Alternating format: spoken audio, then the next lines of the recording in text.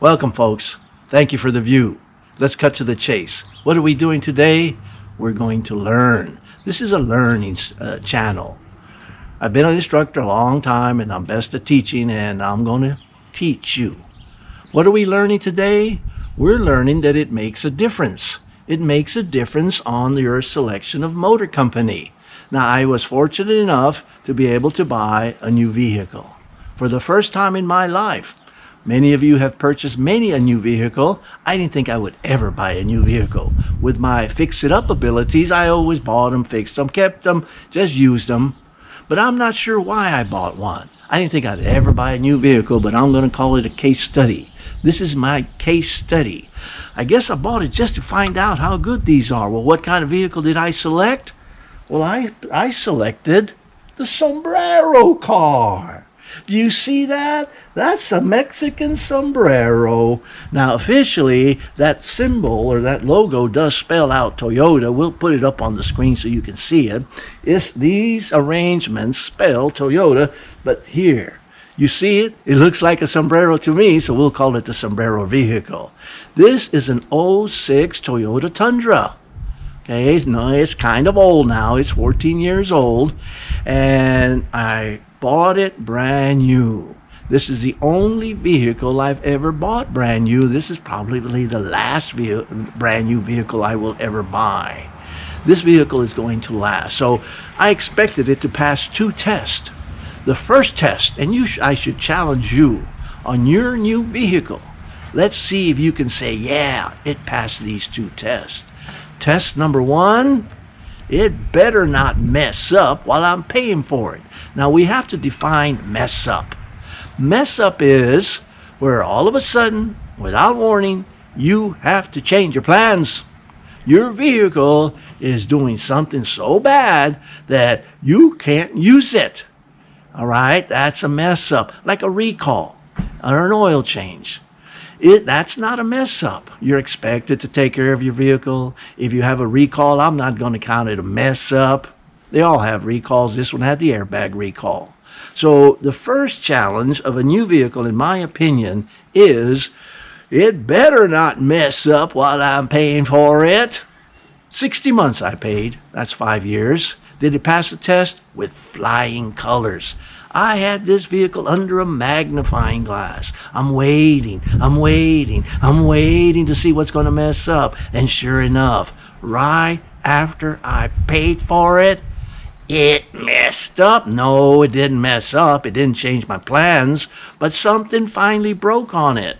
Here it is, my first and only new vehicle.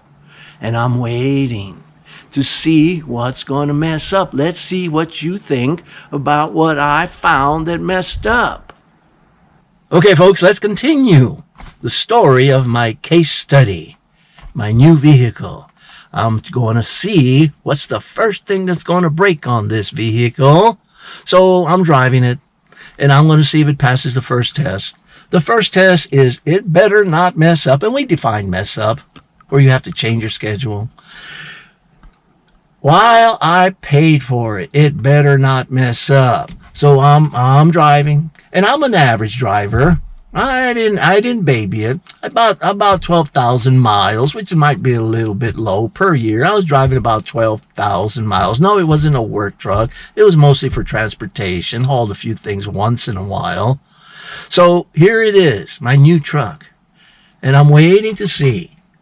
And sure enough, as soon as I paid for it, the first thing messed up. How do they do that? How do they know, well, he already paid for it, go ahead and let it mess up? How do they do that? I wonder if there's a science to it. So what messed up? No, it didn't mess up. It didn't change my schedule, but something finally broke on this truck. I wasn't sure what it was going to be, but check it out. It was my console latch return mechanism. It quit. I was devastated.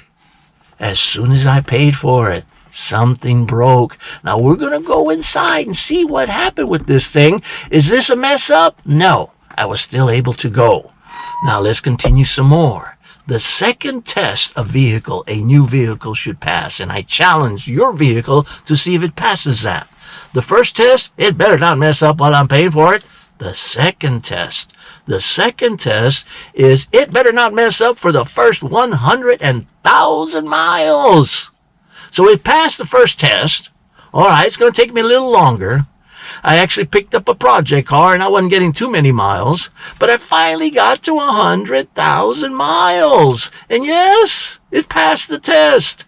Not one blink of a warning light, not a skip of a beat. Nothing. This vehicle has performed flawlessly through the both tests. It didn't mess up while I was paying for it, and it made it 100,000 miles without any mess-ups. So I've been curious for several years.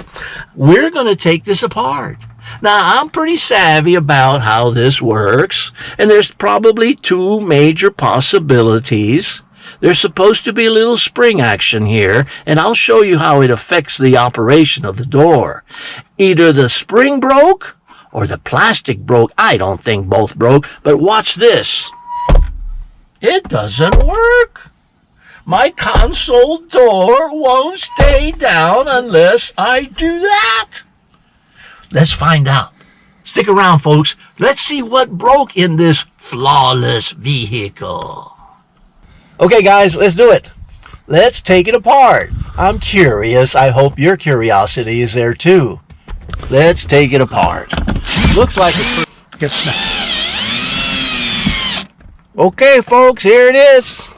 Let's take it to the work table. Let's see what the verdict is. Okay, folks, let's find out. Come on in. Let's take it apart. So, I'm wondering why I've lost my return spring action. We can usually take things apart and see what the problem is. Alright, so let's take this off. This is the first time I've ever taken this apart. I'm curious. I hope we can see what the problem is, because sometimes you have to break into it. But let's check it out. I don't see anything broken yet. Let me shine the light. Oh, wait a minute. I think I see it. I was expecting a coil spring. There's supposed to be some spring action here, and there's not. You can see the pattern where they're supposed to be, and if you look very, very closely, yes, the spring is broken. The spring it broke here, and the spring broke here. There should be, this is not a coil spring, it's just like a folded spring. Okay, and that's what gives us the spring action. And the broken piece, well, I guess it fell out. I don't see it. This broken piece fell out, but I'm wondering, it's all about the engineering, the design, and of course the construction. I'd have to ask Toyota, well, why'd you put a hole in that thing? And that sort of put a weak link into it. Anyway, let's talk about the case study. What do you think? Did it pass the two tests? Yes. It did not mess up while I'm paying for it. I hate my car. I remember there was a commercial, and I remember a few customers, they could say, I hate my car, and I'm wondering, well, why would somebody hate their car? Because they're making car payments on a vehicle they cannot use. That's worse than being upside down. Anyway, what's this video supposed to be about? This video is an example of how it makes all the difference in the world what motor company you select. By buying a quality built vehicle, you can expect it to be near flawless. Of course, you got to take care of it. So, did the Toyota pass the second test, the 100,000 miles? Yes, the latch broke, the spring broke right after I paid for it. Did it pass the 100,000 miles? Yes, it did. It went to 100,000 flawless miles. Not a skip of a beat, not a blink of a warning light. Folks, I hope you believe me. I hope you take that challenge. I hope you consider being more selective when it's time to buy a vehicle. Too many people, I thought they would look at the appearance, but they look at the sticker price. They go to the Toyota, they see the sticker price, and they go away. They go to the other places, they see the sticker price, well, it looks okay, but it's not. You pay for what you get. Folks, thank you for the view. Thank you for sticking around. If you hadn't subscribed, please go ahead and do that. But what I really, really would like is some comments. I'm dying to get some comments. Okay, folks, thank you.